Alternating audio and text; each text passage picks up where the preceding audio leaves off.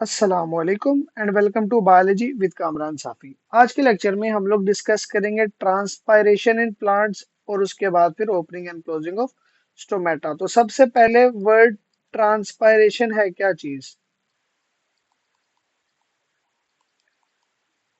याद रखें कि इवेपोरेशन क्या होता है? लॉस ऑफ वाटर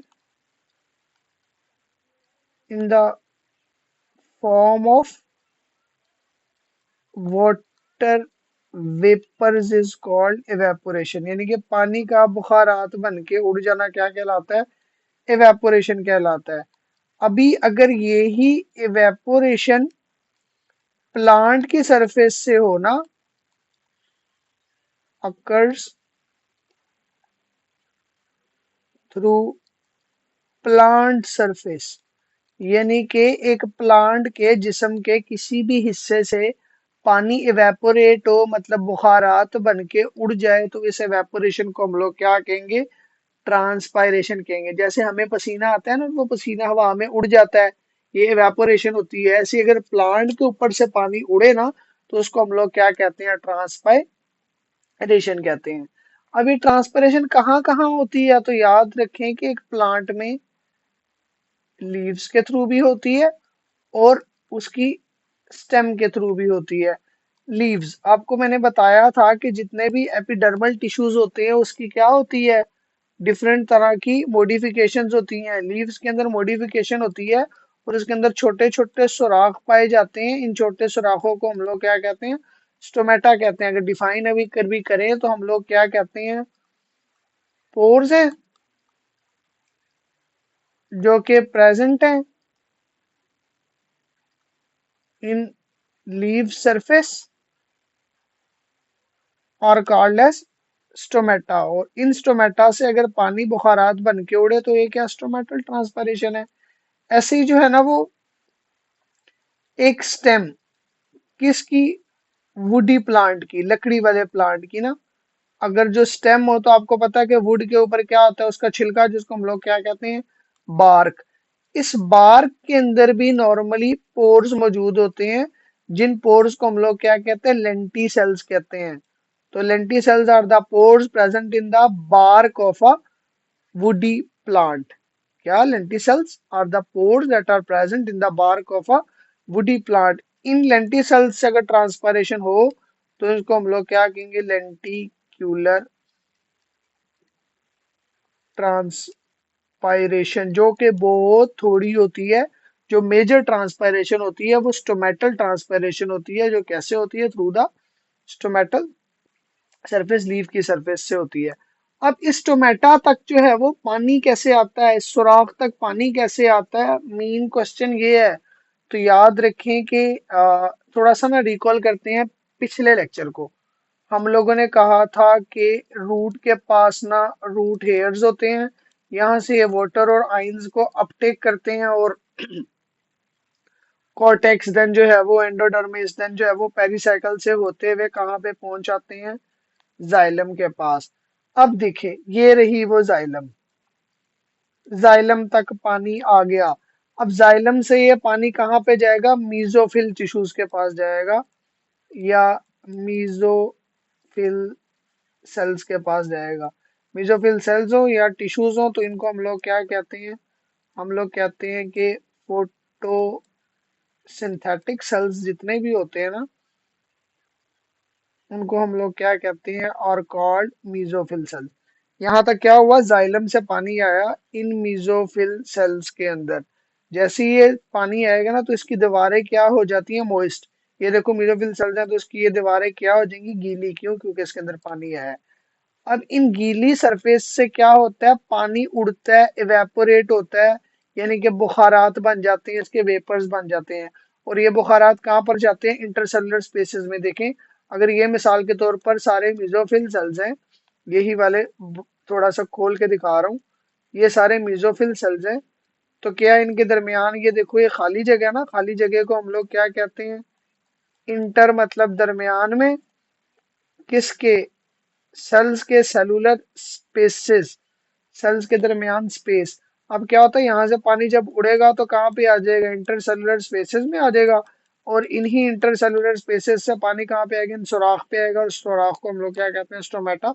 और स्टोमेटा से बाहर जो है वो पानी निकल आता है। यहाँ पे जो है वो रोल है आपका मेसोफिल सेल्स का, जैसे मैंने पहले बताया कि ये क्या होती हैं, इसकी दीवारें क्या हो जाती हैं, मोइस्ट हो जाती हैं, जहां से पानी इवेपोरेट करके इंटरसेलुलर स्पेसेस में आता है, और फिर इंटरसेलुलर स्पेसेस से डिफ्यूज जो है वो कर जाता है। अब स्टोमेटा, हम लोगों ने कहा कि पोर्स हैं, सुराख हैं, किसके अंदर सुराख है बेटे, एक लीफ की सरफेस में, मतलब एपिडर्मल टिश्यूज की मॉडिफिकेशंस हैं। अब ये स्टोमेटा होते क्या है, कैसे होते हैं ये सुराख, तो याद रखें कि दो सेल्स होते हैं जिनको हम लोग क्या कहते हैं, गार्ड सेल्स कहते हैं। ये गार्ड सेल्स, ये एक गार्ड सेल है। इसको, इसकी शेप क्या होती है, सोसेज शेप होती है। आम अल्फाज में, आपकी बुक में सॉसेज शेप लिखा हुआ है, अगर आम अल्फाज में मैं कहूँ तो मैं इसको क्या कह सकता हूँ, बीन शेप्ड या फिर किडनी शेप। किडनी शेप गुर्दे की शेप के भी है, बीन शेप, और लेकिन इसको टेक्निकली क्या कहा जाता है, सोसेज शेप कहा जाता है। अब ये इस तरह के जो है ना, ये दो गार्ड सेल्स होते हैं, ये दूसरा गार्ड सेल, इनके दरमियान यहाँ ये खाली जगह है, इस खाली जगह को, सुराख को हम लोग क्या कहते हैं, स्टोमेटा कहते हैं। यही गार्ड सेल है जो स्टोमेटा को, खाली सुराख को बनाता भी है और इसको बंद भी करता है। ये देखो, ये जो गार्ड सेल की ये वाली जो साइड है ना, इनर साइड, ये काफी मोटी होती है इसकी सेल वॉल, और दूसरे की इतनी मोटी, बाकी जो साइड है उस इतनी मोटी नहीं होती, लेकिन जो दरमियान है ना, इनर साइड इसकी, इनर साइड इसकी क्या होती है, थिक वॉल्ड होती है।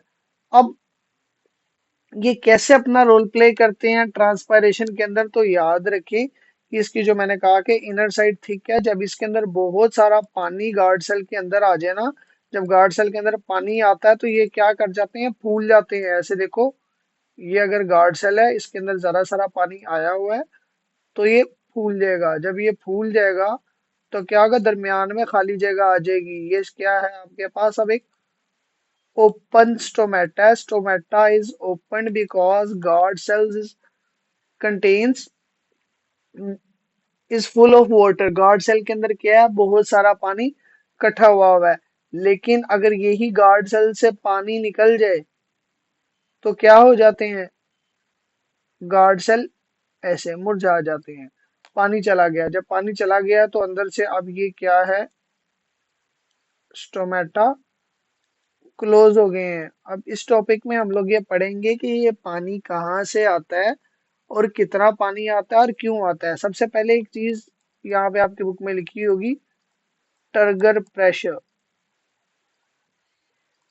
टर्गर प्रेशर समझ लें क्या बेटे, एक जो है ना, फॉर एग्जांपल ये एक सेल है, इसके अंदर मौजूद है पानी। अब जो इंटरनल वाटर किसी भी सेल या वैक्यूल की मेम्ब्रेन के ऊपर जो प्रेशर लगाता है ना, इस प्रेशर को क्या कहते हैं, टर्गर प्रेशर। तो अगर डिफाइन करें तो क्या, turgor pressure is the pressure exerted by inner water, अंदर मौजूद जो है वो वाटर का, कहाँ पे, on the surface of a cell और अ वैक्यूल। एक सेल या वैक्यूल की सरफेस के ऊपर अंदर मौजूद पानी का जो प्रेशर है, इस प्रेशर को हम लोग क्या कहते हैं, टर्गर प्रेशर। यही टर्गर प्रेशर इसको टर्जिडिटी यानी कि सख्ती प्रोवाइड करता है। अब यहाँ देखें कि ये स्टोमेटा ओपन कैसे होते हैं। अब जब दिन का टाइम आता है ना, तो क्या होता है, मिसाल के तौर पर ना, ये एक गार्ड का सेल है, तो होता क्या है, स्टोमेटा ओपन होना है कैसे, वाटर कंसंट्रेशन जब क्या हो, हाई हो, किसके अंदर, गार्ड सेल में। जैसे ही पानी अंदर ज्यादा आएगा ना, तो ये क्या कर जाएंगे, खुल जाएंगे। अब पानी अंदर कैसे आएगा, आज का क्वेश्चन जो है वो हमारे पास ये है।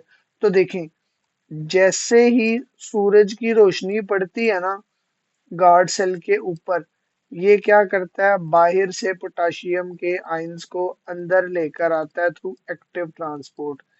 याद रखें कि इसके अंदर पोटाशियम ज्यादा होते हैं, बाहर थोड़े होते हैं, लेकिन बाहर जो थोड़े से होते हैं उसको भी ये अंदर ले आता है। देखो जब अंदर पोटाशियम के आयन ज्यादा आएंगे तो अंदर क्या होगा, इनसाइड क्या होगा, सोल्यूट की कंसंट्रेशन बढ़ जाएगी ना। जब इनर सोल्यूट की कंसंट्रेशन बढ़ जाएगी तो फौरन क्या होगा, आसपास से पानी from higher concentration towards lower concentration जो है वो क्या कर जाएगा, गार्ड सेल के अंदर आ जाएगा। जैसे ही पानी अंदर आएगा तो गार्ड सेल क्या कर जाएगा, फूल जाएगा, उसके अंदर वाटर कंसंट्रेशन बढ़ जाएगी, उसकी टर्जिडिटी इंक्रीज हो जाएगी। तो इस केस में क्या होता है, गार्ड सेल ओपन हो जाता है। अब एक गार्ड सेल जब ओपन हो जाए तो उसके अंदर क्या शुरू हो जाती है, फोटोसिंथेसिस शुरू हो जाती है।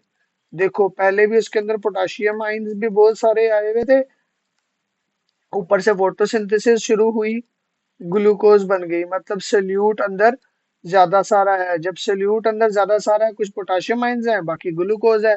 जब सोल्यूट अंदर ज्यादा सारा है तो वह क्या करते हैं, अंदर ज्यादा सारे पानी को अपने अंदर रखते हैं। लेकिन जैसे ही शाम होने लगती है, जैसे ही शाम होने लगती है तो देखो क्या होता है, ग्लूकोज आहिस्ता आहिस्ता, ग्लूकोज कुछ यूज हो जाती है, बाकी क्या हो जाती है, ट्रांसपोर्ट हो जाती है towards other part of the plant, plant के बाकी हिस्सों में चली जाती है। तो मतलब अंदर जो है वो शुगर कम है, पोटाशियम के आयंस दोबारा वापस बाहर निकल आते हैं। अब देखो पोटाशियम के आयन भी निकल आए, ग्लूकोज भी निकल आए, मतलब अंदर की तरफ सोल्यूट कंसंट्रेशन क्या हो गई, बहुत कम। सोल्यूट कम है तो क्या ज्यादा है, वाटर ज्यादा है, तो फौरन वाटर अंदर से बाहर निकल आता है। जब वाटर अंदर से बाहर निकल जाए तो गार्ड सेल वापस क्या कर जाते हैं, मुरझा के बंद हो जाते हैं। क्लियर हो गया, उम्मीद करता हूँ समझ आ गया होगा। यहाँ पर आपका टॉपिक कंप्लीट होता है। ऐसी मजीद वीडियोस के लिए बायोलॉजी विद कामरान साफी को सब्सक्राइब कर लें ताकि आपको आगे आने वाली वीडियोस भी मिल सके।